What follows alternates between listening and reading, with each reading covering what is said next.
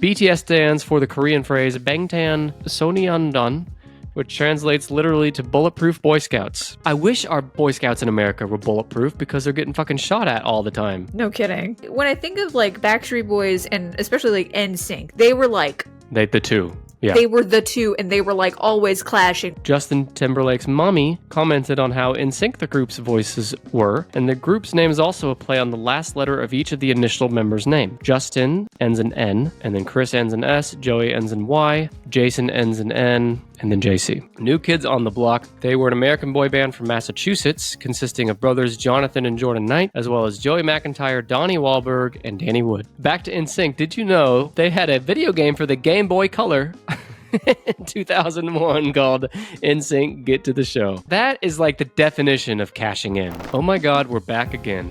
Brothers, sisters, everybody sing. Gonna bring the flavor, show you how. Got a question for you. Better answer now. Yeah, everybody. Tennis Podcast is back and ready to rock your body. Yeah, now with episode number 263. Here today is the AJ to my Nick Carter, and that is Anna Keller. Oh my God, I'm honored. The AJ? Wow, the AJ? Well, if you were going to be a Backstreet Boy, which one do you think you'd be? I said AJ, but I didn't really put much thought into it. Can I name another Backstreet Boy? No, Nick Carter is actually the only one I probably know. Yeah, well you can't take him because I'm Nick Carter. Because you're Nick Carter. Yeah, I don't know any other ones. AJ's fine. AJ. Well, there's Kevin. That's all I know. Well, there's NSYNC too, and I think I was more of an NSYNC girl, so. That's interesting because I was more of an NSYNC boy.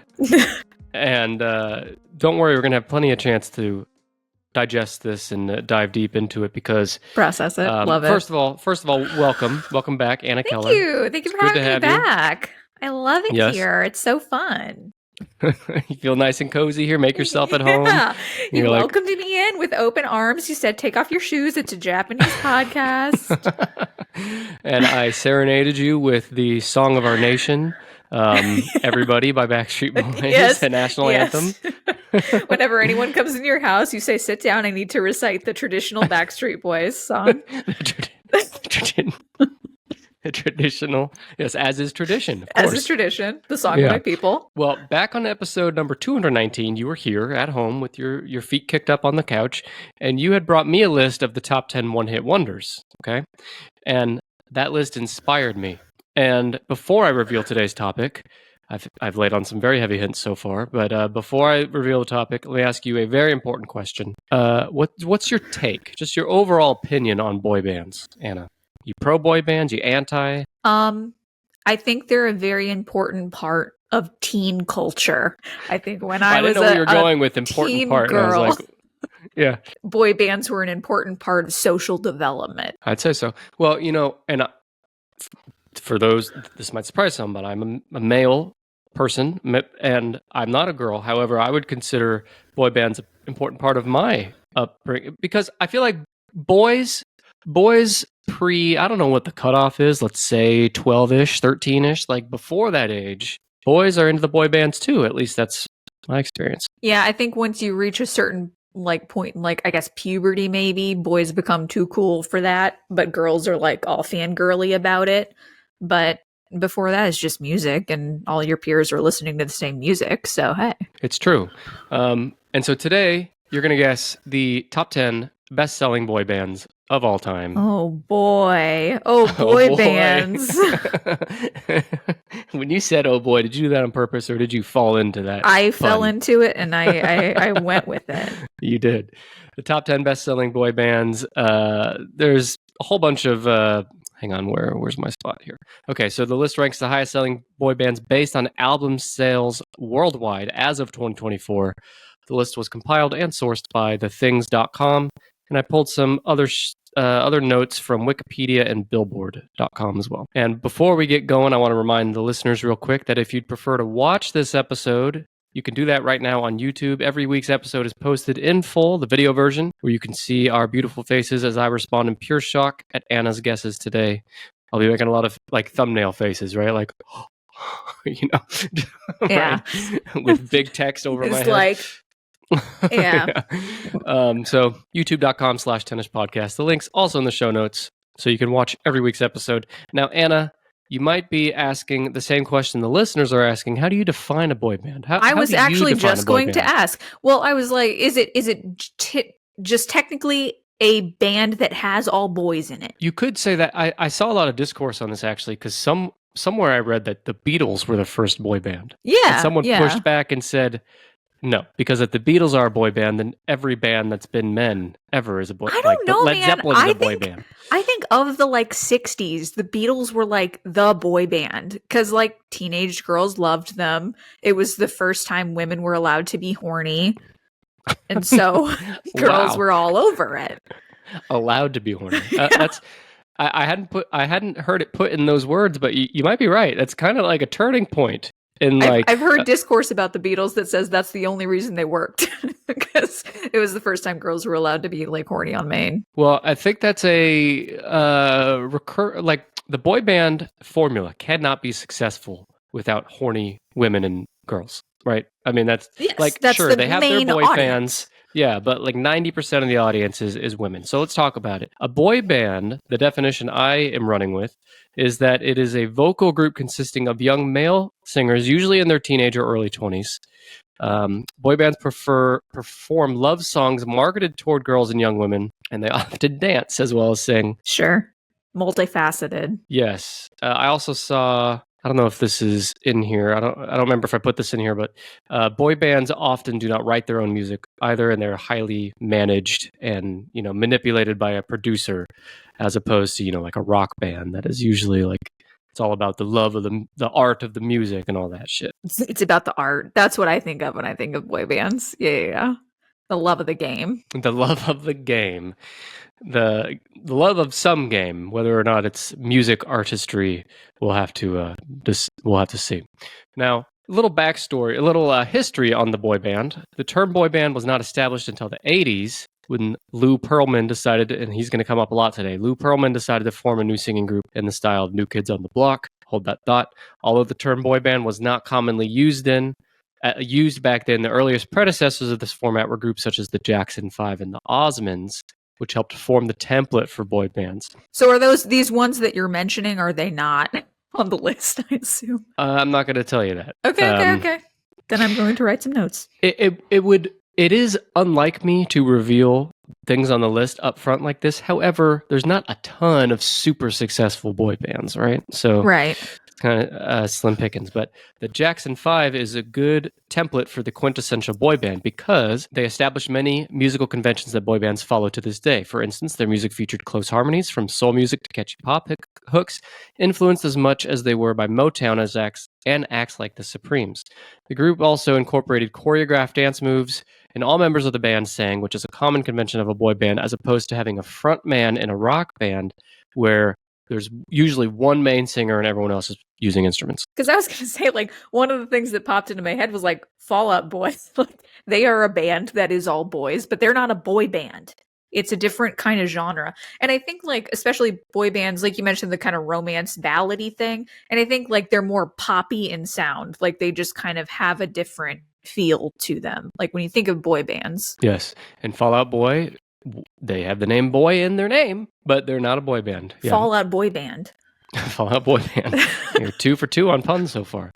Yes. But yeah, like, even though like there's no dictionary definition of a boy band versus a rock band, I don't like if you put New Kids on the Block next to AC/DC, no one's going to confuse them as the same type of music. Right. It's a totally different genre. Yeah, it is. Even though both groups are all males. Now, key factors to the success of the boy band is the group's image, carefully controlled by managing all aspects of the group's attire, promotional materials frequently supplied to teen magazines and music videos. Typically, each member of the group will have some distinguishing feature and be portrayed as having a particular personality stereotype, such as, quote, the baby, or the bad boy, or the shy one. The cool one, or like the boy next door one. Mm-hmm. Yeah. And it's funny because if you look at boy bands throughout history, like they almost all follow this template. I mean, if it ain't broke, don't fix it. If it ain't broke, don't fix it. And here's that thing I was saying earlier, but better stated. In most cases, boy band music is written, arranged, and produced by a producer who works with the band at all times and controls the group's sound. Yeah, that carefully curated image. The whole point of the boy band is to make money. Like a rock band, making money is great, but usually in a true rock band, that's not like the primary. Well, like when we talk about like actually like the love of the game or the love of the art or whatever, you know, when it comes to like indie bands or rock bands, it is usually more about like we're making the music that we enjoy making. And boy bands are like, we are making music that will make teenage girls scream a lot and give us money. Yes. Which I'm okay with them just running with that as like a tagline on an album. Like, let's like just make that the album title. Yeah. Let's not. Why are we couching this? Just say what it is. But I've talked enough. I've set up enough. Anna, I'm ready for you to guess the top 10 best-selling boy bands based on worldwide album sales. Okay, I'm gonna throw out like I am pretty confident in a few of them. I'm gonna throw out some ones that I'm less confident in to get them off of the list. So like 98 Degrees. That was see, a lot of boy bands are. If this is from 2024, a lot of my reference from boy bands is like the 90s boy band. So I think this is going to be pretty outdated. 98 Degrees. It's so funny because I remember them and I forgot, like, until you mentioned it, I had forgotten. They're not on the list. What was the one big hit they had? There was like one that was like above the others. Well, are they the ones that did New Kids on the Block had a bunch of hits to make me sick? Is that them? No. I guess I shouldn't ask when I couldn't even tell you if you're right or not, because I don't fucking know. 98 Degrees. I know Nick Lachey was in that. Yeah. The Reality Show with Jessica Simpson. Yeah, those were all during my formative years. But no, the 98 Degrees did not make the cut. But they were kind of in the... So there were three big booms in boy bands. There was like the 60s, 70s. There was the 90s. And then there was the 2010s. And in the 90s, when NSYNC and others... You mentioned them, Backstreet Boys. When they were getting big, a lot of bands kind of jumped on the bandwagon to try to replicate their success. And 98 Degrees was one. Okay. So, and I don't know, is New Kids on the Block on there? Do you want to guess them? Yes, officially? That's my next guess. Okay. The New Kids on the Block are on here, and they are number... They're low. 8. 3. Really? New Kids on the Block. Sounds like you need to take a trip back around the block, Anna, because... You don't know what the fuck you're talking about. They were a bit after my time. No idea how popular they actually were. They were before my time. 84 to 94 was their peak. Oh, yeah. Okay. Yeah, but they had a comeback in 08. So maybe, yeah. They were before. They did another round? An old man band? Give me a boy band when you're 30 years older. Tell that to literally... all but like one band on this entire list are still doing music. Oh, they're still kicking? I love that for them. New Kids on the Block, or old grumpy men on the block as of today. Number 3, with 80 million units sold, original run 84 to 94, and then they broke up, got back together in 08, and they still make music now. So they're one of the first, they kind of kicked off the 90s boom for boy bands. They were an American boy band from Massachusetts, consisting of brothers Jonathan and Jordan Knight, as well as Joey McIntyre, Donnie Wahlberg, and Danny Wood. Now, they enjoyed this... Wahlberg. I forgot he was in Yeah. Yeah. Donnie. And his brother Marky Mark, was in it for a short time. In the early 80s, Maurice Starr, who's like a music producer, he sought to create a, quote, white pop / R&B act. 15-year-old Donnie Wahlberg impressed him with his rapping skills, becoming the group's first member. So Donnie was first, and his brother Marky Mark joined the group cornerstone for a few months. Yeah, Donnie was. And it's funny because this happens all the time, but like I saw Donnie Wahlberg in movies as a teenager at least, and I didn't find out till much later that that's the guy from New Kids on the Block. After the full band lineup was set, this is in the 80s, the group was signed to Columbia's Black Music Division and originally marketed to black audiences. After an unprecedented... Were any of them actually black? You know, I'm pretty sure no. I don't think so. I don't think so. I don't think they were. Well, that's what the guy sought out. He sought out to find a white band. Give me the blackest white kids you can find. Yeah. Well, this is actually a huge part of their like image criticism. Or gimmick thing. Oh, their gimmick. Well, both is true. Because their whole image was like, we're the white rapper, like the white rap group, right? Whatever you want to call it. And a lot of people, I'm skipping down a little bit in my notes, but despite their success, the group was regularly dismissed by critics for their attempts to promote themselves as an urban act and their practice of using backing vocals for live performances. Their record sales began to decline due to a shift in musical taste to gangsta rap and grunge music. I mean, like every other genre steals from black artists. Can boy bands not? Can we have one subset of music that doesn't? No, Anna. Apparently And not. shame on you for even fucking suggesting such a I thing. know. The white man doesn't know what to do if not taking from other ethnic groups. Right. like every step of the way. The people of color did it better. We just got to do what they did. I don't know what to tell you. From music to movies to art to food to fucking America. Like I could go on, but let's not go down this road. Now, they first got success with Please Don't Go Girl, which came out, I don't fucking know, actually late 80s sometime. And by early 1990, they had become one of the most popular acts in the US. They licensed merchandise, flooded the market, including lunchboxes, buttons, t-shirts, comics, and dolls. And in 1991, sales of the group's merchandise was estimated at $400 million in 1 year. So they came out of nowhere, and I want to say 88, 89 is when they started to become successful, and 2 years later, their merch had sold $400 million. Jeez. And as a sign of the times, they had an official New Kids on the Block hotline, 1-900-909-5-KIDS. I don't know what happened when you called it. Yeah, I was going to say, what did it tell you? What? I don't know. My research did not go that deep for my own mental health. It was just Donnie Wahlberg rapping at you for a while, and you're like, I don't want to listen to this anymore. You're joking, but that legitimately might have been what it is. I actually don't know. He's just rapping the weather at you for a bit, and you're like, okay, thanks, Donnie. Rapping the weather. Now I need a weather rap. Like Donnie. That's what I need. Donnie Wahlberg, listener of the show, can you please rap us the weather really quick? Like seriously, doesn't that like I'm on a sidebar now? Doesn't that just sound like a brilliant idea that someone should have done by now? Absolutely. Well, surely someone out there somewhere has rapped the weather a time or two. Oh, there's got to be like a weatherman with yeah. a gimmick, right? Yeah, somewhere. But that's like there's huge potential in that. Yeah. Anyway. Well, I told you about that hotline. Yeah, I told you about that hotline because they receive, or at their height, it received 100,000 calls per week. Oh my god! And that's the thing where you had to pay like $1.50 a minute or whatever. Well, that's what I was gonna say. Like, does that count like merch sales? I don't know. I mean, that's a quick way to make a buck. Maybe it told you like tour dates or something. Yeah, that's probably it.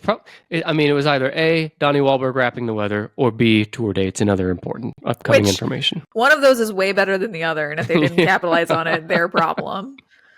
Yeah. Well, maybe too many people were getting mad that, they're wearing a sweater because Donnie rapped at them that it was going to be 38 degrees today. Be chilly. Yeah. Oh, no. Well, that same year, 1991, the group topped Forbes' list of highest paid entertainers. They beat out Michael Jackson, Madonna, Prince, and Bill Cosby. Oh my God. Bill Cosby. So, he who shall not be named in 2024, but back then. A musical artist?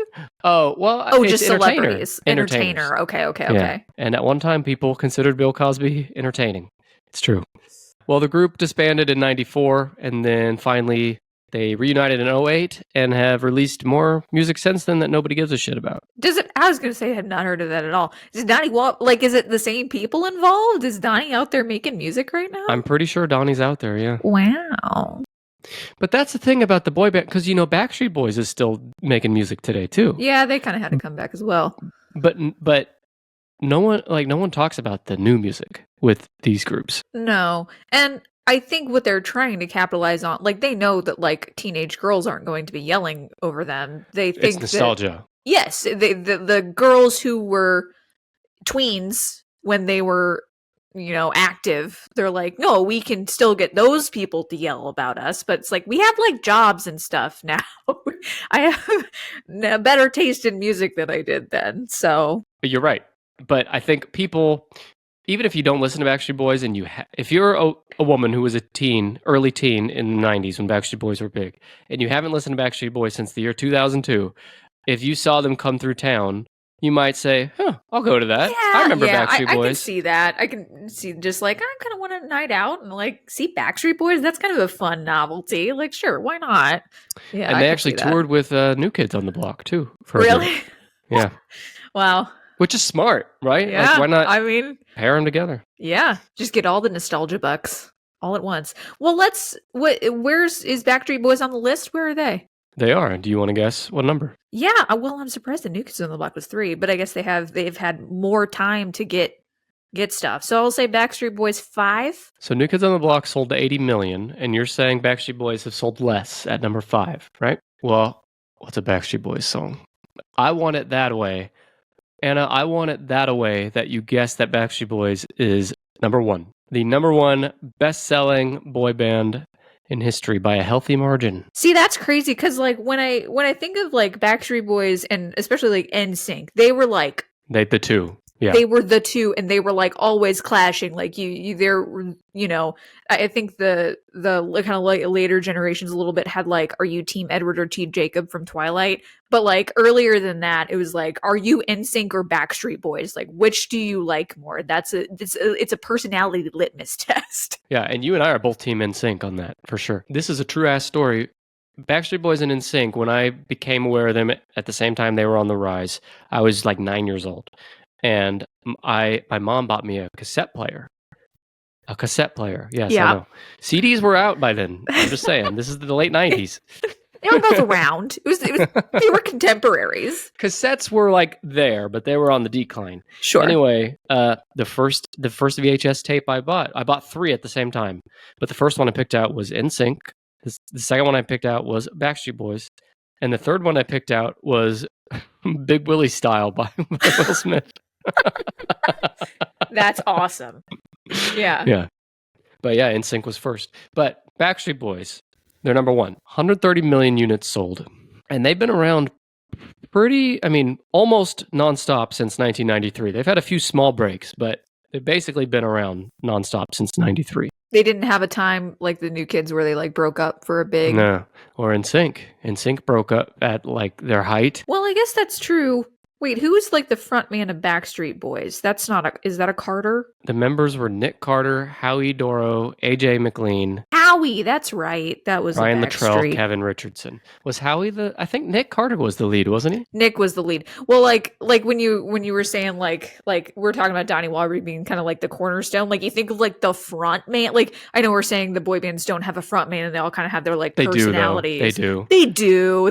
Like, for sure. and, There's and always Nick one Carter in the center. Was definitely the kind of like bass dude. It's not like you ever put Joey in the front of NSYNC. I mean, give me a fucking break. No offense, Joey. I know you're listening, but like you weren't the money machine behind that. You got Justin and JC. The pretty face, yeah. I was Team JC, by the way. But look, we're getting ahead of ourselves. We'll get to NSYNC. Let's talk about Backstreet Boys. They were around since 93.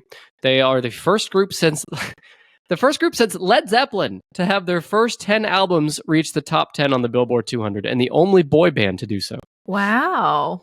Good job, Backstreet Boys. So they were founded in 1992. Lou Pearlman. I mentioned him earlier. He's going to come up again too. But Lou Pearlman placed an ad in the Orlando Sentinel to compose a vocal group with a New Kids on the Block look and a Boyz II Men sound. And AJ McLean was the first to audition for Pearlman in Pearlman's living room and became the first group member. And they grew from that. But it's interesting too, like, opposed to a typical rock band. I know it still happens sometimes, but usually a rock band is a group of guys that already like to play together and they become a band. Yeah, they're kind of established already. Yeah, that's I would say another difference between, and that's with that like image thing, right? Where it's like we need to find boys who fit together. They audition. They like these boys have never met each other prior to being put together for this band. Which is crazy because a lot and there's another one later in the list that I would guess that very much is like that. But like that's the whole like that's one of the image things, right? Where it's like these boys like are all best friends. They're like hanging out all the time. And it's like, no, they like they're colleagues. They like are co-workers. And it's not like they might become close over time. Well, because you spend that much time with someone, I guess you would be. But like it is an image thing. 100%. The image is more important than the sound. Oh, absolutely. So this guy, Lou Pearlman, he wanted New Kids on the Block with a Boyz II Men sound. He found it with Backstreet Boys. They performed their first show at SeaWorld Orlando on May 8th, 1993. Just like that's what I have in common with the Backstreet Boys. My first tennis podcast show was at SeaWorld as well. Oh, wow. The inaugural. That's just the place you do it. Well, I mean, you got to. You want to make it big, you go to SeaWorld Orlando. That's where all the greats start. I think Nirvana started there too. At the same time, you opened for them, right? 1999's Millennium album launched Backstreet Boys into superstardom and became the best-selling album of 1999 and sold 10 million copies, and it holds the record for the most shipments in 1 year. 11 million shipments in 1 year for one album is a record to this day. They were huge. They were big. Kids today can't understand how big Backstreet Boys were. They celebrated their 20th anniversary in 2013 and got a Hollywood Walk of Fame star that day. And Backstreet Boy, Hollywood declared that day Backstreet Boys Day in Hollywood. And we all celebrate that as your religion allows. We all set off fireworks. We all set off fireworks in Nick Carter's face shape in the air. Yeah. The Backstreet Boys have prided themselves as a vocal harmony group in order to fight the boy band stereotype and the backlash from New Kids on the Block. Once they aged out of the boy band group, they're like, no, we're like in it for the music now. That's exactly what they did. And it said that they would sing a cappella every chance they got to let people know, no, we can really sing. This is about the music. They didn't become famous necessarily. I mean, their music's fine for what it is. They have good voices and all that, but that's not why they became huge. Which is fine. I'm not even begrudging them that. But let's just call it what it is. No shade. It's just what worked. With over 250 episodes of Tennis Podcast and counting, it can be tough to know where to start or which episode to pick next. The Tennis Podcast episode guide has you covered. Go to tennispod.com/episodes and you'll be able to see all of our episodes filtered by topic and by sidekick host. For example, are you looking for lists about animals? Select the animals topic and you'll see every episode we have ever done relating to animals, such as the smartest animals, the deadliest animals, etc.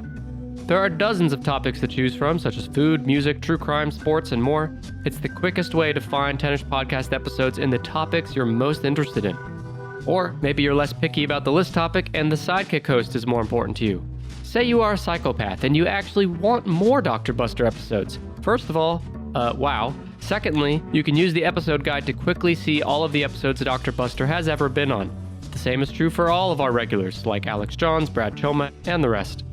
One last thing. When you find the episode, you can click into the episode to see links to all of the most popular podcast players like Spotify and Apple, as well as a short visual trailer for that episode and a full interactive transcript. The Tennis Podcast episode guide is truly your best bet in finding the next episode for you. Try it now at tennispod.com/episodes or just click the link in the show notes. So Backstreet Boys, should we talk about their main rival? Yeah, let's do NSYNC. So are they number 2? Because I picture them as being so close. That's so weird. Well, the thing about it is NSYNC was very short-lived. They were only around for a few years and they haven't made any new music since 2002, other than one song we'll talk about. So no, NSYNC is not number 2. They're number 6. Wow, they're down there. They have sold 70 million units compared to Backstreet Boys' 150 million. They were around between 95 and 2002, although they've made a comeback in 2023. The group consists of Chris Kirkpatrick, Justin Timberlake, Joey Fatone, Lance Bass, and JC Chazé. Their self-titled debut album was successfully released to European countries in 1997, and they finally made it big in the US with the single I Want You Back. Remember that one? It's a good riff, yeah. In 1994, while working at Universal Studios and singing in the Hollywood high tones, Chris Kirkpatrick, who, by the way, is 10 years older than the other guys. Did you know that? The other guys were, I think Lance Bass was the youngest at 16, and Chris Kirkpatrick was 26 or 27. It was like Hollywood casting. You can look young, right? Just style your hair weird. I don't know. I mean, it's weird, right? I don't think that would happen today where a 26-year-old man is in a band with 16-year-olds. Boy bands, except for Chris. He's a man band. It is weird. Chris was always the weakest fucking one of the whole thing. And I'm sorry. Yeah, it's weird that you even listed him first because, again, Justin Timberlake was the main dude. Justin was the guy. And then JC. They were the clear top 2. And Chris was a clear bottom. But Chris was actually the cornerstone because he was kind of it's going to sound weird, but he was the band's daddy. He was the dad. Yeah, he was. The band's dad. Oh, man. Kind of like I'm Dr. Buster's daddy on this show, on the Tennis Podcast boy band. You can't be a daddy and a bottom, okay? Oh, my God. Right. Lou Pearlman, same guy that did Backstreet Boys, he was looking for his next boy band. So he also founded NSYNC. He started with Chris, again, the old dad in the group, and through auditions, they found the rest of them.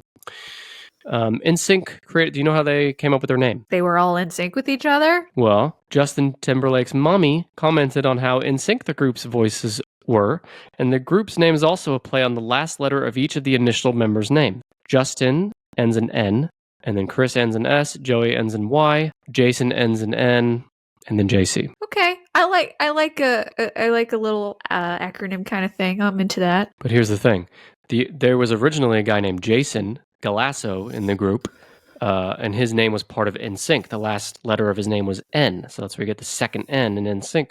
But he left. They replaced him with Lance, who was 16. But Lance ends in E. There's no E in NSYNC. So what do? They nicknamed him Lanston so that they could keep the NSYNC name. Oh, I thought you were going to be like, he's the asterisk in there.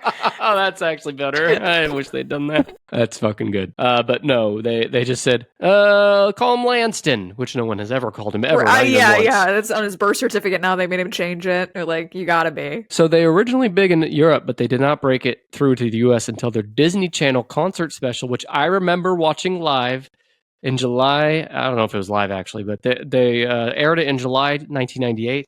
I was an 8, almost 9-year-old little boy, and I watched that, and I was in love.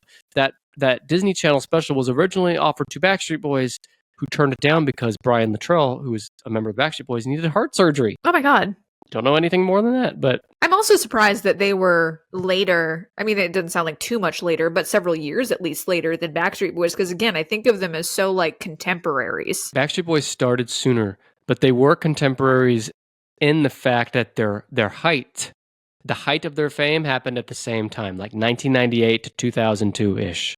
Like that 4-year period. Yeah, when I was in grade school, big.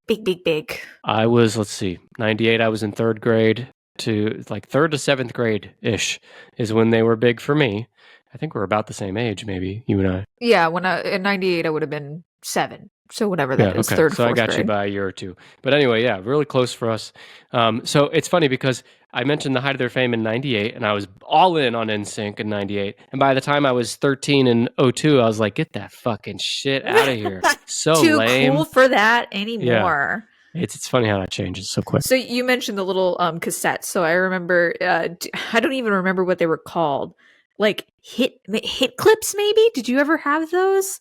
They were so weird and they were like so short-lived, but you had this it was like a keychain and it was like a little boombox keychain. And then you had these little things that you put in the boombox that were like little CDs, but they had like 30-second clips of like hot songs. And so I had an NSYNC one. I had a Britney Spears one. It was so dumb, but it was like Britney so came gimmicky. At the same time. Yeah, she was right around there. Britney was right at that time too, yeah. Yeah, she was one of those, like, that's why she and Justin Timberlake dating was like the hot thing, right? So yeah, she was in there. If she was a boy and she had a band, she would be on the list. I wonder, I'm pretty certain, I don't know for a fact, but off the top of my head, I'm fairly confident Britney sold more than either Backstreet Boys or NSYNC. That'd be interesting to look at. I mean, she's also, her career was longer as well, though. Yeah, but she made music for a long time, but she wasn't, her latest songs haven't been huge, have they? No, I don't think so. Yeah, so I'm looking real quick since we're talking. So Britney Spears, NSYNC sold 70 million. Backstreet Boys sold 150. I would think she at least beat NSYNC. 70 million. So is that like units sold or is that units sold? Okay. So that includes digital music too, if that's what you're wondering. It's they call it units, but it's digital and physical music. Okay, so Britney Spears, I'm sorry, I'll out some of this. Okay, 150 worldwide for Britney. So wow, so she like tied? Wow. But she's not splitting the money the way Backstreet Boys are. Although, as we know, all of Britney's money went to her dad and all that crap. But yeah, really. Let's not talk about that. And all of Backstreet Boys went to Nick Carter, so. Funny how that works. But I mean, he's the biggest star. You got to give the money to the biggest star. But see, I was never a Nick Carter person, but I was an Aaron Carter person. I had such a crush on Aaron Carter. Rest in peace, R.I.P. I know. Aaron's I know party. It was really sad when he went the way he did. He had a he was huge for like a year and then he was gone. Yeah. Yeah. Yeah, he had a very like a peak. And I think he was definitely riding the coattails of his brother. I think that was very much like, let's capitalize on this. You got a younger brother who can kind of sing and I guess, play basketball against Shaq or whatever he can do, whatever his skill set was. But yeah, they were like, let's make some more money off of this kid. And look how that turned out. It's sad because, and this happens with like kid TV stars too and movie stars, but it's like you have this level of fame and fortune, and at the time you're thinking it's never going to stop, and then it just stops. And then what now? Well, that's why things like we were talking about Britney Spears, like the things like, okay, well, giving your money to your parents as your managers or whatever, like in theory, that's a good idea. But then the parents get just as caught up as the kids would in like the fame and the money. And then it gets twisted that way as well. And then you've got no money because your parents took it all, but you've also got all of the stuff that comes with being in the public eye at a very young age, which is incredibly toxic for your developing brain. Aaron Carter, I want to say, was like 12 when he hit it big. 13 maybe. Because I was gonna say, like, he was like about the same age I was when he hit it big, like maybe a year or two older, and so that was like the appeal of it, is he was like, you know, his own solo artist. Yeah, he's like, oh my god, we could date. We could date. Yeah. Yeah. Remember did he do it in real life or just in a movie or what? He dated Hilary Duff, right? Remember that? Lizzie McGuire? Yeah, I don't know if that was real or I think fake. that might have just been a TV show. Anyway, even if it was in real life, I have a memory of that. Could have been fake. Kind of like Taylor Swift and Kelsey today, but hey, I know I'm going to get hate mail for that one. Yeah. I know. I'm just saying. Boiling hot take. Back to NSYNC. Did you know that they had all the merchandise like all of the rest of them do, but they had a video game for the Game Boy Color in 2001 called NSYNC Get to the Show. What could that have fucking been? I mean, really. That is like the definition of cashing in. Oh, totally. What can we do? What more can we do? It must not have been that great because they haven't done any more. I haven't heard of any other band game. They didn't release any other Game Boy games lately. Yeah. Nothing for the Switch, as far as I know. No, but you know, back in the Game Boy Color days, there was a video game for like there was an Ace Ventura video game. You know what I mean? Like movies had video games. I was gonna say like Bugs Life had a video game. Did you play that one? you it was either Bugs Life or Ants, and I think we did have it. Not Ants, because I won't allow myself to live in a universe where that happened. But it's possible Bugs Life. I don't know, because I remember thinking it's weird that we have the Ants game and not the Bugs Life game. Because Bugs Life was way better. We're going to check. It's weird that Ants even happened. Oh, totally. Oh my god, there was an Ants video game. I freaking told you. Game Boy Color. There was also Ants Extreme Racing. Hang on, let's see a Bugs Life now. Bugs Life had fun. Bugs Life had games too. Yeah, of course it did. Ants to Bugs Life is like Backstreet Boys to NSYNC. Oh yeah, rough. And one's way better than the other. Well, anyway, NSYNC, they broke up after 2002. And they never really got together again until September 23, 2023, when they did a song called Better Place for the DreamWorks movie Trolls Band Together. Wow. It takes a big event to bring together the greats. I see. Yeah. We're not getting together unless it's something big, and it's like Trolls movie.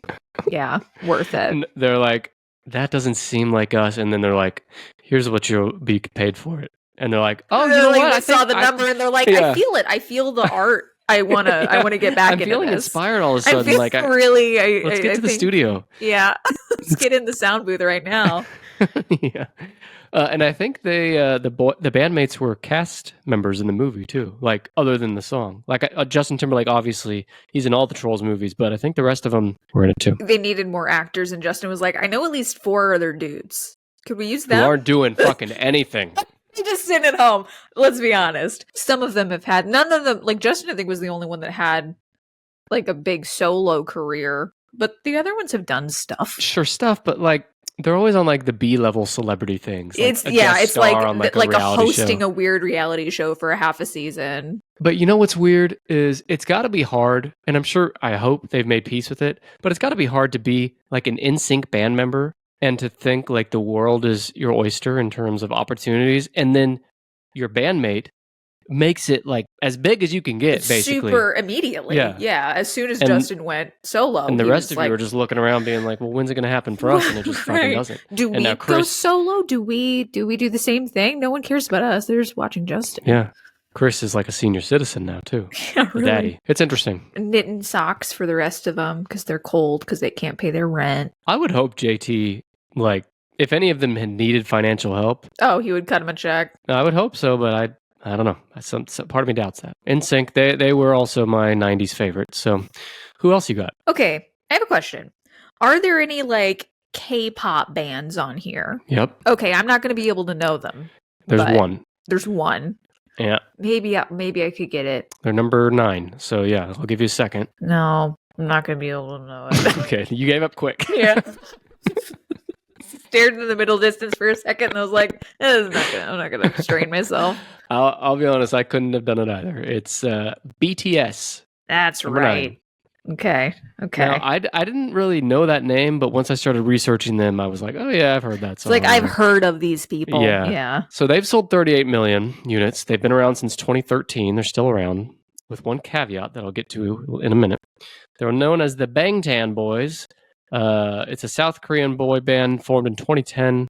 It says 2010 here, but 2013. Maybe that's when they like came to. I think their first album was 2013. Okay. BTS stands for the Korean phrase Bangtan Sonyeondan, which translates literally to Bulletproof Boy Scouts. Ooh, oh my god! I wish they were called that. That's a great name. Is it though? Because to me, it's like I wish our Boy Scouts in America were bulletproof because they're getting fucking shot at all the time. No kidding. But they're South Korean. Anyway, according to member J-Hope, the name signifies the group's desire to block out stereotypes, criticisms, and expectations that aim on adolescents like bullets. They're getting criticism and there's just deflecting them. Yeah. The bullets are metaphorical in South Korea. In America, they're legitimate bullets. The band consists of Jin, Suga, J-Hope, RM, Jimin, V, and Jungkook. See, some of those names I recognize. Oh, really? Yeah, just like V? people Well, like V is just a letter in the alphabet. Jin Are you thinking of the stands. alphabet? Probably. Yeah, you're just thinking of the letter V. The letter V. I have heard of that. That is pretty popular. Their first big hit was Too Cool for School. That's such a boy band name. If I had to come up with like a boy band song for like a crappy movie, it would be that. But the 2 is the number 2. The 4 is the number 4. And school is spelled S-K-O-O-L. See, you fucking already knew it. Yeah, I made it up. Yeah. I'm the manager for BTS. No one knew. Okay.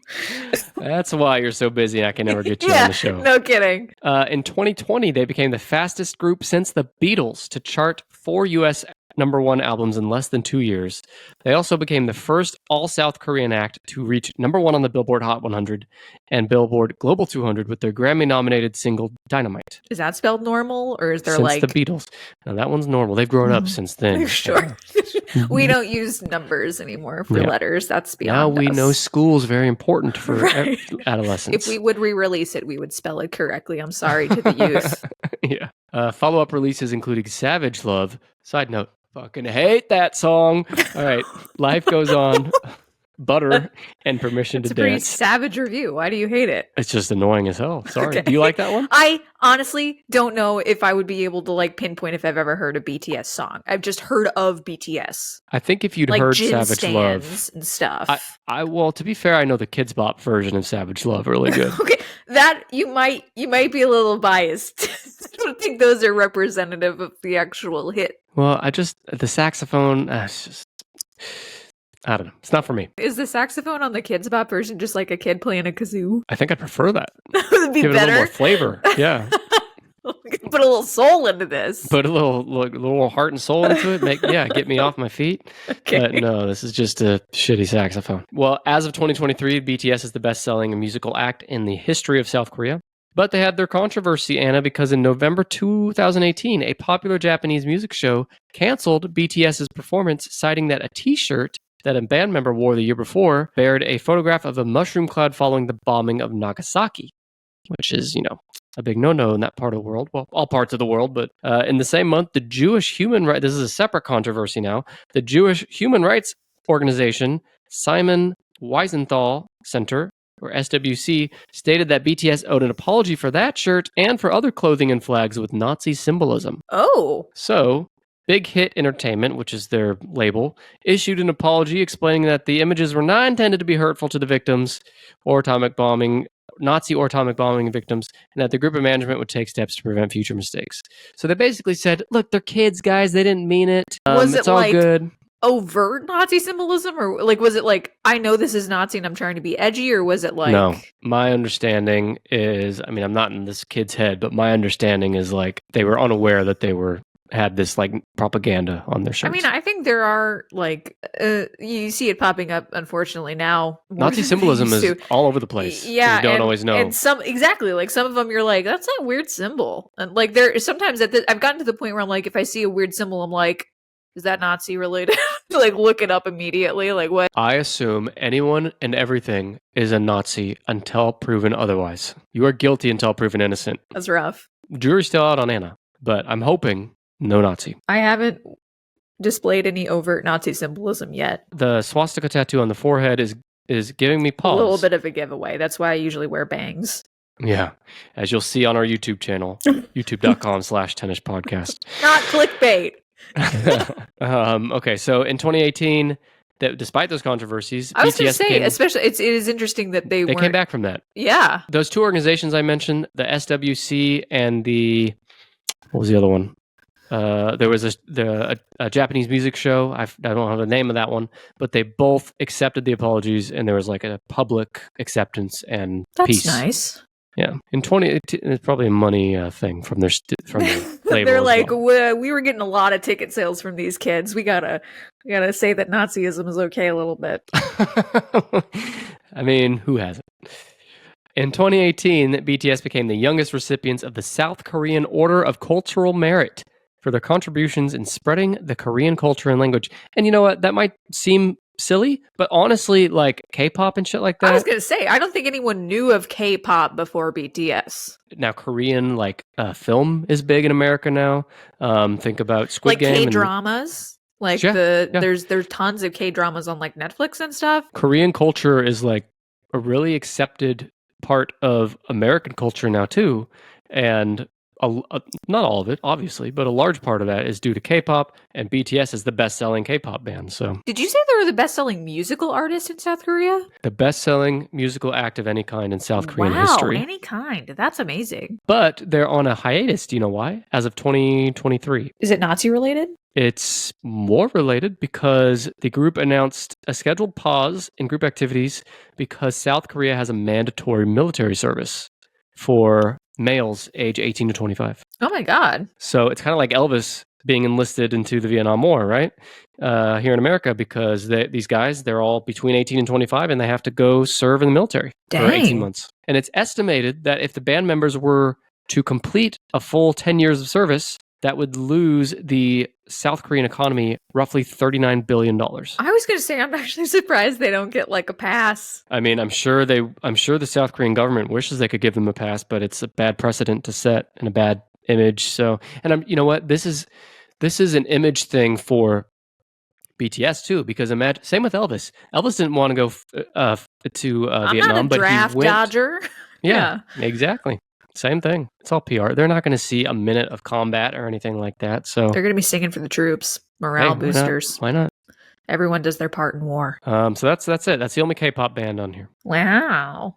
Okay. I actually think I have a good guess for number 2, but I'm going to save it. So you mentioned Jackson 5. Are they on here? They are. Really? They are. They are considered by some to be the first boy band. I think because you mentioned like the Beatles not being a boy band. I think the difference in the Beatles is that they were like men. They were a man band. And I think Jackson 5 being because I think that is one of the appeals to like teenage girls, especially, is like they're young, accessible. Yeah, these are young men, and I think that's the Beatles were young. They may have even been like 18 when they started. I don't know. Were they that young? Wow, I don't know for sure. I don't know. They were at least early 20s at the I could oldest. See that. Mm-hmm. But another difference with the Beatles is they played instruments. They didn't dance. That's true. They were more of a band. Yeah, okay. So where's Jackson 5 on the list? Well, you said you were going to save number 2, but they're number 2. Jackson 5 is number 2. Yeah. Cow. I am not good on the ratings here. Do you think you would have guessed Jackson 5 if I hadn't said them at the top of the episode? Probably not, actually. Yeah, I don't think I would have. But they've sold 100 million albums. And you know a huge part of that is the Michael. Sure. I'm surprised that the numbers are on Jackson 5, though. No, I'm not saying that Michael Jackson's solo albums are included. I know, but I'm surprised that Jackson 5 has that many when I would assume that Michael Jackson would be where most people are listening to. I think it's like, oh, we love Michael Jackson so much. Well, back in his peak. Like, let's go find more Michael And you got more Michael. You got a whole bunch of albums and material in the Jackson 5 discography. And they have some bops. Oh, fuck yeah, they got some bops. I love ABC. ABC. Mm-hmm. Easiest 1, 2, 3. And so they were around originally 1964 to 1989. They had some reunions since then. Oh, yeah. Some of that was without Michael. But the Jackson 5, later known as the Jacksons, is an American pop band composed of members of the Jackson family. The group was founded in 1964 in Gary, Indiana, and originally consisted of brothers Jackie, Tito, Jermaine, Marlon, and the youngest Michael. They were managed by their fucking horrible father, Joe Jackson. Yeah, that dude sucks. He does. The group were among the first African-American performers to attain a crossover following, and I'll get back to that in a minute. In 1968, they signed with Motown. They were the opposite of New Kids on the Block. New Kids on the Block. Dude, you said it. You said it, but you're right. They were. So New Kids on the Block were trying to be something. They were constructed. Anti-Jacksons. Yeah, I mean, they weren't trying to be the anti-Jacksons, but they weren't authentic, in my opinion. But I feel like, I see what you mean. Like, well, it's that thing that we talked about that, like, the Jackson 5, I think they also had, like, the family gimmick, and that made them stand out a lot. But I think that means they were a unit before they became a band, whereas, like, New Kids on the Block was specifically... They weren't built in a lab like New Kids on the Block. Good way to say it. They were like test tubed out, and they like came out with the perfect boy band. Like it was very much like they got it big because they had this like kind of, you know, unity among them anyway. And they were abused by their father. And into becoming the perfect little stars. That's right. It's actually really sad, but they had in 1968 they had 4 consecutive number 1 hits on the Billboard 100, including "I Want You Back," ABC, "The Love You Save," and "I'll Be There." They represent a colossus in music history. They defined Black American music as a commercial entity for longer than anyone in history. With an average age of 12 when they turned professional, Michael, Marlon, Jackie, Jermaine, and Tito were arguably the original boy band. Yeah, Michael was 5. Yeah, I thought he was like 5 or 6. God, no wonder he turned out the way he did. Oh, it's awful. Like, yeah, I could go on about that because I've done a lot of research on Michael Jackson, but... yeah, whatever. I'm just not going to do it.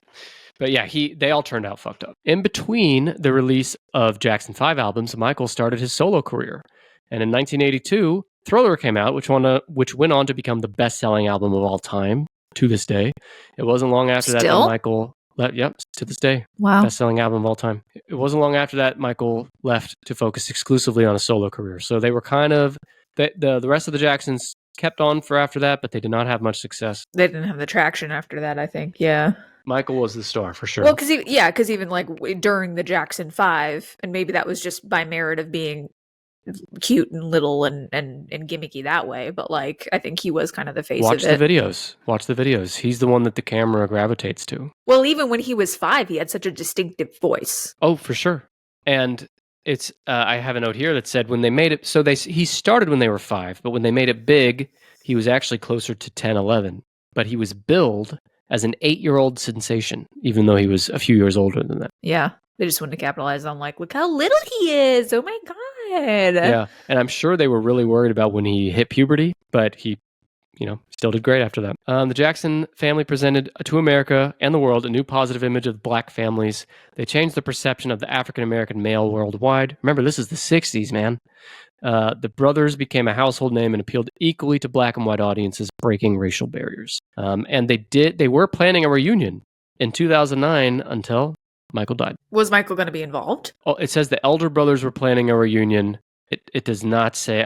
I think they were trying to get Michael on board, but he had not come in. Michael was planning his own tour for This Is It, his comeback tour. So sad. Sad all around. No matter what you think of Michael, sad childhood, sad existence. Like if you do believe... if he's guilty of the things that he's accused That's a of, good way to say it. It's a tragic story from beginning to end. Yeah, and like I think that it doesn't excuse what he did if he did the stuff, but like, again, looking at the environment that he came from and the horrible abuse he suffered, there is such a cycle to that is hard to break. And I don't think he ever had the chance to be a normal person to break it. The most charitable way to look at it is he thought he was a child and was living that. And if that means that there was like sexual stuff that happened, I don't think he had the mind of an adult. I agree with what you're saying. Like he was in a fucked up place, He was traumatized, and kids suffered for it. Yep. All right, that's the Jackson 5 at number 2. Now, there's one other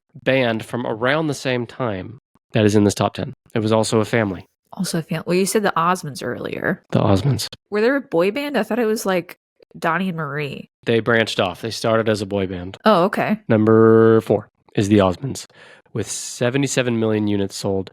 They've been in various forms between 1970 and 2023. They were an American family music group that reached the height of their fame in the early to mid-70s as the Osmond Brothers. They became a barbershop quartet consisting of brothers Alan, Wayne, Merrill, The and Osmond Jay. 4? The Jackson 5 and the Osmond 4? Yeah, I mean, that's what it was. But I say that. They started as a foursome, and then they added their younger siblings, Donnie and Jimmy. Oh. So that's where Donnie comes in. Donnie later. didn't start in it? No, he came in later, I think. They were already successful pre-Donnie, and then Donnie came on and they had more success. So they, I think, were a sextet? What do you call that? Yeah. Sextet, when they reached their greatest fame. Now, with the addition of Donnie, the group became the Osmonds and became teen idols, and they also became known as a rock band at different times. Their peak lasted from 1971 to 75. Now, Donnie Osmond, my mom had a huge crush on Donnie Osmond. My mom, too. I know. Bonnie wants that Donnie. Yeah. Bonnie and Donnie would have been perfect. It would have been. Yeah. But that asshole, he didn't have eyes for Bonnie. He had eyes for his sister. Weird. Well, not in that way. Who knows? Weird. We don't know with the weird stuff that goes on in famous families. Well, yeah. Their only sister, Marie, who rarely sang with her brothers at the time, she launched a successful solo career. And then, this is in 1973, and then after that, in 76, became Donnie's duet partner, Donnie and Marie. And then they had a popular TV show that ran until 1979. And did you know that Donnie and Marie were offered roles in the 1978 film adaptation of the hit musical Grease? With Really? Donnie, this is so fucking funny. Donnie was considered for the role of Teen Angel, and Marie for the role of Sandy. Marie turned listen what they took instead. Marie turned the role down, concerned that the character's rebellious turn at the end was not a fit for her. And instead, Donnie and Marie chose to star in Goin' Coconuts. That's the name of the movie. That's much more wholesome. Much more wholesome family film. It's just the worst name of anything I've ever heard. Goin', no G on the end. Goin' sure, Coconuts. because that would be corny. Yeah. I love the Grease thing, like, oh, the rebellious turn at the end. You mean the scene where she's wearing a leather jacket? That's it. That would ruin your wholesome image, babe. Honey. I mean, this is the 70s. I guess it doesn't take much. Who knows? But that movie, Goin' Coconuts, who could have foreseen that it was a critical and commercial failure? And this is really interesting that I saw this on Wikipedia. It said that the Osmonds rank among the poorest performers in terms of having their hits of the 70s survive rotation. In other words, they had the highest of highs in the 70s, and now they're barely in rotation on the radio today. Oh, sure. I can see that. Doesn't have a lot of staying power. Yeah, that's a good way to say it. It was a music of the time. It wasn't timeless music the same way like the Beatles are. Or the Jackson 5. Or the Jackson 5. Yeah, better example. Yeah, I think Jackson 5, like, still, like ABC is still a bop, and it's still used in like commercials and movies and stuff like that. And I can't remember the last time I've heard something from the Osmonds. No, why would you? Yeah, it didn't have, like you said, that kind of timeless sound. I do watch Goin' Coconuts on the third Friday of every month, but outside of that, as is tradition, sure. Right. I don't have time for Osmond bullshit other than that. Other than the one day a month I set aside for it. Yeah, for Goin' Coconuts. Backstreet Boys only gets one day a year, but Goin' Coconuts gets one day a month. I wonder how much. Well, I'm not going to look, but it said it was a bomb, so didn't do well. I've never heard of it before now, so yeah, I can imagine that. Hi, everyone. Stephen Clark here to say that I think we can all agree that the news these days is almost all bad. Wars and scandals and insurrections and those goddamn expensive Taylor Swift tickets. But I'm here to tell you that not all news is bad, because my number one news source is the Tennis Podcast newsletter. It's a free monthly newsletter delivered right to my inbox that helps me stay up to date on the latest world news, like a first look at the upcoming Tennis Podcast episodes. Newsletter subscribers like me know the topics for a month's worth of upcoming episodes way in advance. And that means that I knew the topic of the episodes you're listening to right now like a month ago. It's like I'm a time traveler. Plus, as a newsletter subscriber, I get to consume Dr. Buster's exclusive blog, The Sidekick Corner. It's the next best thing to grabbing a handful of dap booty. If that's not enough, the newsletter also features behind-the-scenes updates from Nick, merch discount codes, and more. You just go to tennishpod.com/newsletter, enter your email address, and you're in. You'll get the next Tennish Podcast newsletter in your inbox just like that. The link is in the show notes. Now, turn off that boring Fox News and come join me in getting the only news source you truly need, the Tennish Podcast newsletter. You have so far, you're missing 10. 9 was BTS, the K-pop band. You're missing 8 and 7. 6 was NSYNC. You're missing 5. 4 is the Osmonds. 3 New Kids on the Block. 2 the Jackson 5. 1 Backstreet Boys. You do have more family members in this top 10, but everything else is more modern, like 90s and later. I have kind of a weird one that I just want to cross off the list. 5 Seconds from Summer. No, what the fuck is that? Did you make that? Is that a sentence from like a story you read or something? How about Boyz II Men? I like how you just go right to the next one. You're not going to give me time to shit on that. All right, Boyz II Men is on here. Really? Yes. Are they number 10? They're number 7. Wow. Too bad they weren't number 2, right? Boyz II Men. That was them manifesting. It just didn't work well enough. Boyz II Men, although it's stylized, you could read it as Boys 11 Men because it's Roman numeral 2. Oh, it's Roman numerals. Yes, Boys 11 Men. I like that better. Boys 11 Men is probably more accurate to where they are later in their career, yeah. Yes, because they're still going. They started in Really? 1985. They have become men. They're still making music. Oh my God. They have evolved into men. Their final form. Men to grave. I don't know. Yeah, What's men the next to one? elderly. Men to senior living center. Really? But they're still making music that not a fucking soul is listening to. Sorry, but they are. But they were big in their heyday. They sold 60 million albums.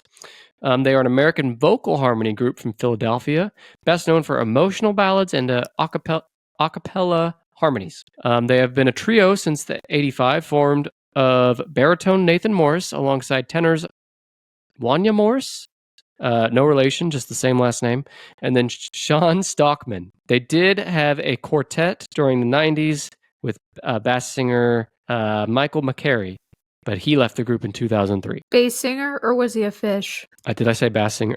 They had a fish for a while. That would be a great gimmick. You know the bass that's on the wall and like moves when he sings? Hey, Billy Bass, that's right. He was it. He was the quartet member. Oh, I would absolutely go to a concert with Billy Bass. Instead of Boys to Men, it's Boys to Fish. Boys to Fish. Fish to Boys. Let's keep going. Boys. Yeah. No, Boys to Bass. Boys to Bass. Bass to Men. Well, they saw their first commercial success in 1991 with the songs Motown Philly and It's So Hard to Say Goodbye to Yesterday. My husband is a 5th grade teacher, and he uses It's So Hard to Say Goodbye to Yesterday when they switch like seating arrangements. He plays it. That's cute. Yeah. What grade did you say? 5th? 5th grade. Yeah. And those 5th graders are like, what is this fucking old person like music? when the year starts, they're like, what is this? And then by the end of the year, they all have like an emotional attachment to the song. It's really cute. Yeah. Fucking 5th graders, idiots. They also became with the songs On Bended Knee and I'll Make Love to You. That's the name of the song. I'll make love to you. Yeah, like that one. You want me to. That one? That's awfully presumptuous, I always thought.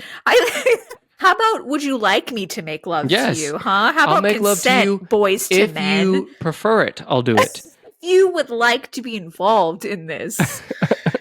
Then you may also be involved. Hopefully by the time they became men, they learned consent. Let's hope so. Boys to Men, consent for women. Yeah, I wonder when that song came out, and hopefully they were like not 16 years old. I honestly have no idea how old they were. But anyway, with those songs... Yeah, I mean, it sounds like if we learned anything from NSYNC, they could be up to 28. Who knows? 28 paired with a 16-year-old, like literally. I mean, weird. It is weird. But anyway, those songs... With those songs, Boyz II Men became just the 3rd musical act in history after Beatles and Elvis to replace themselves on the Billboard Hot 100. They had one of their songs replace Oh, the song on the Sure. Hot 100. Just a random fun fact that in 1995, they were the backing vocalists on Michael Jackson's Grammy-nominated ninth album, History. I didn't know that. And my favorite note of the last few minutes is that they headlined a, quote, love cruise in honor of their 20th anniversary in 2011. It took place, they traveled from Miami to Nassau, and the cruise passengers received a Boyz II Men welcome cocktail party, a concert performance by Boyz II Men, an additional fan appreciation concert by Boyz II Men, a photo session with Boyz II Men, a formal prom night, a poker tournament, a deck party, and a guest DJ, a singles mixer, a gift bag, and an onboard drawing for Boyz II Men events. okay, wait, which is funnier? Did the people that were on the cruise know it's a Boyz II Men cruise and like specifically go? Because I think it's funnier if they didn't. I think it's funnier if they like bought cruise tickets just thinking it would be a normal cruise and they show up and it's all Boyz II Men themed and they're like, what's It's like an happening? old couple in their 80s just trying to take their... Who are these young men? Why do they want to make love to me? How do they know I want them to? I know, that's awfully presumptuous of them. That's a good old lady voice. Has anyone ever told you got a good old lady voice? Thanks. Harold, I think I want to go back to the room. He's like, hang on, honey, Harold. I'm going to Harold, grab a gift bag for me. I think you should go back to the room. enter that drawing for the Boyz II Men. But Harold, Anna, grab this me a is t-shirt. real. Couples were able to renew their wedding vows in a special Aw. ceremony with Boyz II Men in the ceremony. As like pastors, like all like of a little group, and they like sang the vows. I hope. I hope. I think it was that. I think it really was. I think the Boyz II Men were there like serenading the bride and shit. Well, I don't know what the groom's doing. The but next time he's- this happens, I need to take my husband on this. yeah.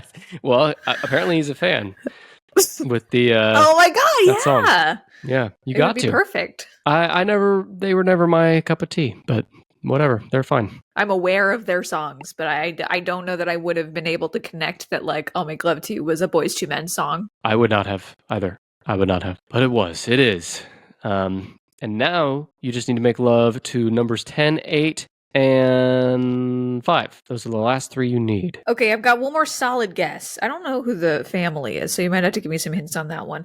How about One Direction? One Direction or 1D, as they like to call themselves. I think They all share one. It's weird. I was gonna say, I think my wife knows something about the 1D. Is number 5. I thought so.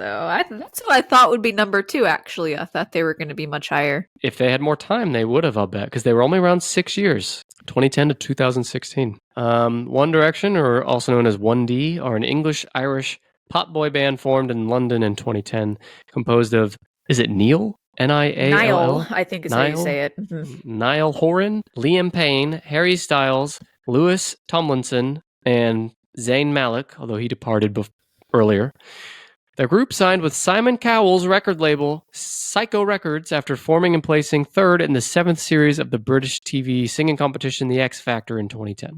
So I had kind of forgotten that they were discovered via The X Factor. Oh, that's interesting, because they seem also like they were grown in a lab. They were, because they, let's see if I don't think I pasted it in here, but I remember reading that they were put together for the competition. That makes sense. They seem like it. They have that smell about them. More than any other band we've talked about, they feel the most corporate to me. The most like corporately produced. When we were talking about the like image thing and the like being managed thing, they are the ones that smack of that the most. I don't know if that's just Do you think that's just because we're old now? Maybe, or because like more of it was kind of on social media for us to see the background of it. I don't know what the kind of social dynamics are of that, but that they seem the most like, I know these boys were being managed by like a team. Yes. Every single word out of their mouth has been pre-approved by a PR team. Yes. Well, social media was a huge part of their success, and they are considered teen idols. They were often subject to fan hysteria. I know all about it. I get it. The band's Right there Where with We- them. Great. yeah. The band's Where We Are tour, which was in support of their album Midnight Memories, was the highest grossing tour by a vocal group in all of history. Forbes ranked them as the 4th highest earning celebrities of any kind in the world in 2015 and in 2016. Jeez. Yeah, I can see that. They were really big. Like you said, they didn't have a whole lot of time, but they like burned bright. Oh, yeah. They were like an immediate hit. And the Daily Telegraph, they wrote in an article, they said that their success had to do with that Americans had left a gap in the market, and it took the prominence of Justin Bieber to demonstrate that there was still a market for, quote, clean-cut, wholesome, whiter than white, middle-class, parent-friendly pop. Whiter than white. Bring some British boys over. We need some white people over here. Well, they call it like the new British invasion, right? Oh, sure. Kind of like you had the Beatles, and then, let me read that again. Clean-cut, wholesome, whiter than white, middle-class, parent-friendly pop. I mean, that rolls off the tongue. Yeah, that was what was stamped on their foreheads when they came out of the factory. The boy band factory. The boy band factory. Yeah, the conveyor belt. They just came out one after another. Yep. Forbes noted that their meteoric rise has surpassed any other boy band in history, including NSYNC. Well, NSYNC ranked lower on this list, so maybe that's true. Yeah. Oh, they did beat him by one, didn't they? Yeah. And during their continued rise in the U.S. in 2012, the mania surrounding the group was dubbed the One Direction infection. And I don't know how I feel about that phrase. Wow. Yeah. I think there's a cream for that. Between the 1D and the infections, like what? You have an infection on your 1D, man. That's rough. Get to a doctor. Oh, yes. And if you're still listening to One Direction in 2024, you might get to a doctor as well. I said it. Really.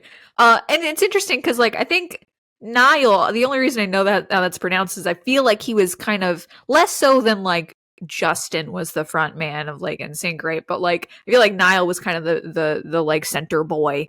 But then Harry Styles is the only one who's had, like, really big solo career. Yeah. Harry is, I mean, he's, like, top 2 or 3 music acts in the world right now. And he's, done movies and stuff. Like, he's kind of branching out, so. Yeah, he's only 30, so yeah, he's got a big career ahead of him. But the others do not. Yeah, it's funny that the front man, quote unquote, in Niall has not had that success. No. Did he do a solo thing and just didn't take off? He did. I don't know what the deal is with him. It's weird. It's interesting how that works. Well, you needed a hint on the family, and my hint for you is Disney Channel. Oh, Jonas Brothers? Jonas Brothers. Do you think they're 10 or 8? I think they're probably 8 because they're still doing stuff, right? Can you guess even one placement right? I don't think I have a single one. Jonas Brothers is 10. 17 million sold between 2005 and 2013, and they've made some comebacks since 2019. Now, they made it big in they formed in 2005. They made it big because of the Disney Channel. It's 3 brothers, Kevin, Joe, and Nick. In 2008, the group was nominated for the Best New Artist Award at the 51st Grammy Awards and won the award for Breakthrough Artist at the American Music Awards. I know you're really impressed. Congrats, Jonases. Now, after 6 years following their split, they came back with Sucker. Remember that stupid song? I'm a sucker for you. That was in 2019. That's really funny. Like, are you still listening to our music, sucker? Yeah, I hate that song. No offense to anyone. But. Yeah, Jonas, I've never been a big. I think they were, a little. I had aged out by then. I wasn't. But they're another one where I think it's Nick, the youngest. I want to say is the one that's had the best solo success. There's a 4th one. There's a bonus Jonas. Is there? Yeah, he just was never involved in the band. But my high school friends and I had bonus Jonas jokes. Bonus Jonas. Let's hear one. Oh no! Just like when someone was like kind of on the fringes of the group, we called them the bonus Jonas. See, I thought you had like a couple jokes ready to go for me. No. They weren't like knock jokes or anything. They were like knock. Who's set there? up punchline. It was just like I got one for you. Sometimes we called people knock. Who's there? All right, never mind. Like. Wow, you can come up with one immediately, huh? I can't. Now, fun fact for you. The trio, the Jonas Brothers, they appeared in commercials for Baby Bottom Pops in 2007, singing that song. Remember that commercial? Yeah, that's a weird thing to like peddle when you're teens and stuff, but okay. They always, maybe it's a Disney Channel thing. Teens that ate baby bottle pops. Which, can you imagine people eat that shit? I was always more of a fun dip person. No, also bad. No, also bad. It's basically the same thing. You dip a thing in a powder that's basically just sugar. But the baby bottle pop, well, they all suck. They're not good. The baby bottle pop was too anything you gotta dip. It's like I don't want to do the work. I'm not at a Mexican restaurant eating chips and salsa. I'm a dip person. I'm absolutely a dip person. I will eat anything if you give me a fun dipping sauce with it. I like dip and shit, but not when it comes to candy. Candy, I just want to. It's a prepackaged candy. Just thing. I just want to stuff it in my up face. Yeah. The Jonas Brothers always had that like very like squeaky clean, wholesome Maybe it was because They of still the kind of Disney do, don't thing. they? Yeah, like for a while, their whole like selling point was like, we're all virgins. Virginity rocks. Did they say that? I don't know if they said that Okay. specific phrase. You were but just saying that, but I thought for a minute that you meant that's a quote. Like somebody said, no. Probably. Like they were like it was a like point of pride that they were like virgins and like wholesome. They were very young. I know that. I don't know. Obviously, I can't. I just can't imagine having that level of success when you're so young. It's just must be weird. Yeah, I feel like I guess I maybe they're just not in the public eye enough, but like they maybe escaped some of that. I don't know if they were aged out enough or if they had enough of a normal person period where they kind of were out of the spotlight, or if it was like, or maybe just good parents, good people around them. I don't know. Could be. It could be that they had a better support system. Yeah, I don't know. Unlike Britney and the Carters, and yeah, who did not. Well, all you need is number 8. And I gotta be honest, this is a band I did not know about. And it's possible if I heard one of their songs, I'd be like, oh yeah, I've heard that song. But off the top of my head, I could not name a song. Do you have any of their songs that are... Sure, let me see. Which I got Flying Without Wings, You Raise Me. Lots of those are the aerial 2 songs. Okay. You Raise Me. Flying Without Wings. Soarin'. I don't know. When you're raised up, you don't need wings to be raised. So yeah, they want to establish, look guys, we don't got wings. Their other song is Take Off. Their other song is Landing. Yep. Yeah, I have no idea. They're an Irish boy band. Does that help? No. Okay. See, it's possible they're not big here in the States. I don't know. Because they are Westlife at number 8. Do you know them? No. I've never heard of them. No. Westlife at number 8, 55 million albums sold between 1998 and 2012, and then a comeback starting in 2018. They're an Irish pop group formed in Dublin in 1998 of Shane, Mark, Cian, and Nicky. And there was also another guy named Brian who left before they made it, who left in 2004. So Lewis Walsh, the manager of fellow Irish boy band Boyzone, and I got to tell you, if I was approached to be in a boy band and they're like, look, tens of millions of dollars, fame, all the money and fortune you could want, but the name's got to be boy band. The name's got to be Boyzone. I'd say, oh. No, I don't want that contract. Rip it up. Boyzone. That's so funny. That's a hard thing to like outlive. Hard sell. The guy that founded that group, Lewis Walsh, also founded, what is this boy band called? I forgot. Westlife? Westlife, yeah. So he found the group, found the boys. Honestly, I like Boyzone better than Westlife as a boy band name. I think the name Boyzone limits your potential. Yeah. There's like an inherent shelf life to Boyzone. Although you could say the same for Boys. I was just going to say, Boys. Or Boyz II Men. Or Boyz II Men. Are they still using the title same? There. Are Backstreet Boys now the Backstreet Men? No. See, they just use boys still. Yeah, but Boyzone. It sounds like a trampoline park or something. I was thinking trampoline park as well. There might be like a jump zone or something that's a trampoline park, but Boyzone definitely sounds like it's in that genre. It's just not a name I would have voted for in the corporate boardroom where that name came up. And right, the factory where all the boy bands are made. Well, Lewis Walsh, he came to know one of these band members, which is Shane Fillon. He and some other boys, they got like 5 or 6 of them together. And Simon Cowell, they got the attention of Simon Cowell. But Simon Cowell told the manager, Lewis Walsh, you're going to have to fire at least 3 of them. They have great voices, but they're the ugliest band I've ever seen in my life. So mean! It's so Simon Cowell, though, isn't it? Mean. Yeah. Absolutely dreadful. These boys are the ugliest boys I've ever seen. Yeah, I can just see it.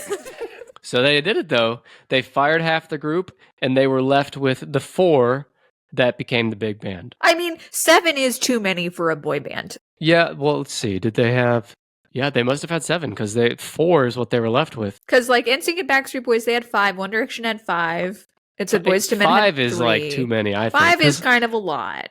Although 5, you gotta remember I think, them all. You do, but I think the 5 is where that quintessential, like, everyone has their, like, little role comes in. Yeah, but, like, it's just too many to remember the names of all that. I like 4. 4 is the sweet spot, huh? 4 is the sweet spot. Yeah. Well, Westlife's big break came in 98 when they opened for Boyzone and the Backstreet Boys in Dublin. Oh, double header. Okay. Double boys. Double boys. Too many boys.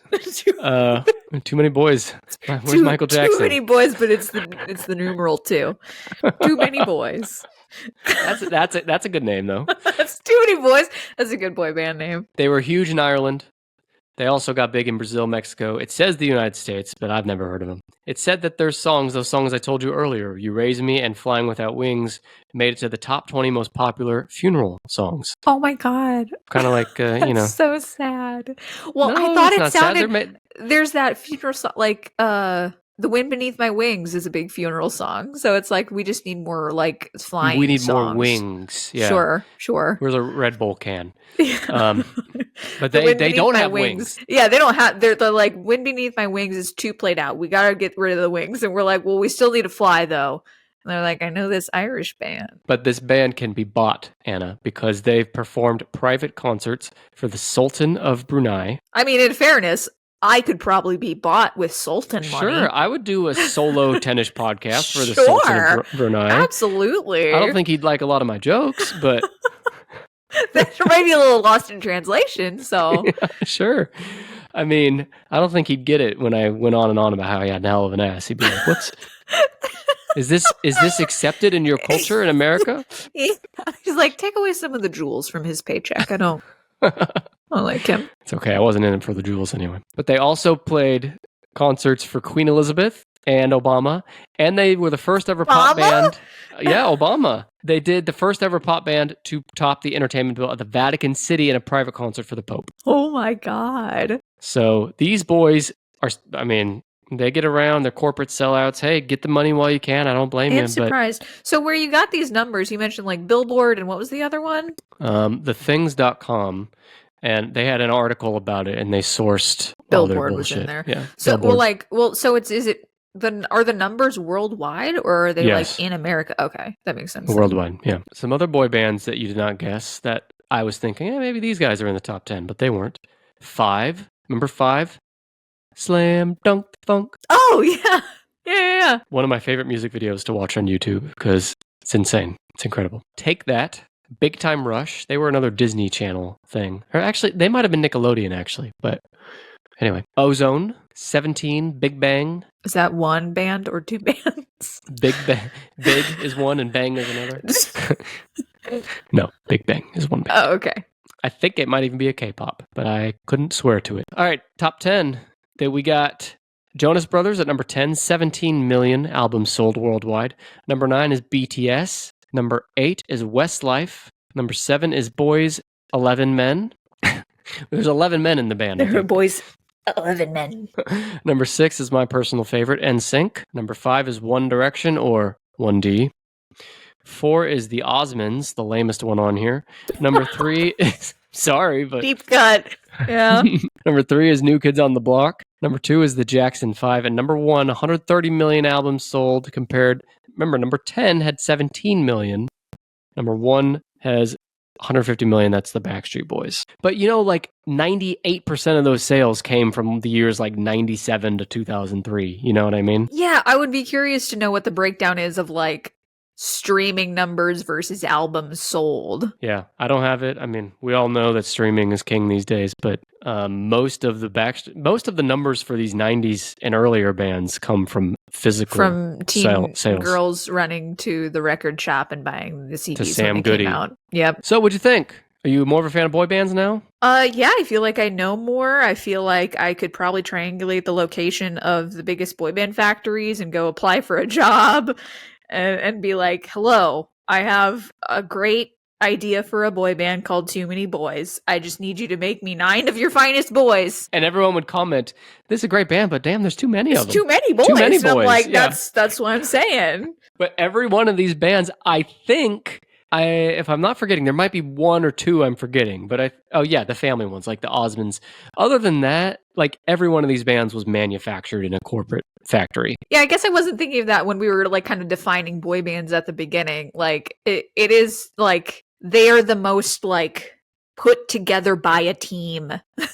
Like that is a weird defining characteristic of the boy band genre. There's not like an organic moment where they come together typically. Well, like that was I was kind of thinking of One Direction. We were talking about that too, where like One Direction was like, these boys are all friends and they love each other. It's like, no, they were like put together because they maybe sounded good together, but mostly they looked like a boy band. And they may have not even gotten along. I mean, maybe they did. I don't know. We have no but, idea what happened behind the scenes. It's interesting. But anyway, that's boy bands. What's your favorite boy band song? Or at least one of your favorites that come to mind? I like Bye Bye Bye by NSYNC. Bye, bye, bye. Ain't That's no a good one. lie, baby, bye, bye, bye. You have to do the little you hand gotta do the motion. dance. It's fun. Can't beat that. I love tearing up my heart when I'm with you. Because when we are apart, I feel it too. Yeah. No matter what they go. Oh, where I go, feel the pain. No, see, I can't. No, it is. We better stop before. Yeah. Well, Anna, this has been great. I'll leave it up to you, and do you want to plug your pod? I know. Yeah, go listen.